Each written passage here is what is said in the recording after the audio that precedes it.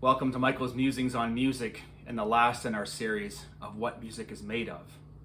Today we're going to talk about chords.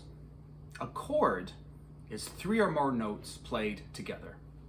Any three or more notes. So for example, if I had to play the piano with my elbow like this, and three or more notes sound, that's a chord.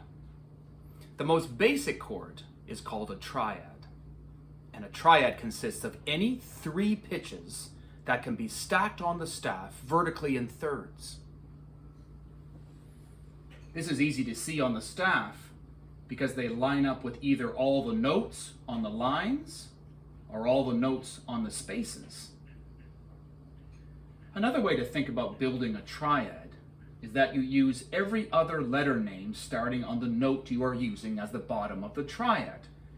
So for a triad on C, we use C, we skip the note D, use the note E, skip F, and use G. The bottom note of a triad is called the root. The root note will be the name of the chord. The middle note is called the third, and the top note is called the fifth. This is because the interval between the root and the middle note is a third, and the distance between the root and the top note is a fifth. Now there are four triad types: major, minor, diminished, and augmented. How can we tell which triad is which? By looking at the quality of the thirds and the fifths. All of these triads have the same interval quantities, that is, intervals of a third and a fifth, but they have different qualities. So look, first one is a major triad. Sounds like that. And it has a root note, the C, a major third, the E, and a perfect fifth. Now a minor triad sounds sadder. How is that achieved? We have our root note again, which is the C, the bottom note, then a minor third, and the fifth. Major, triad, minor triad. Then we have the diminished triad.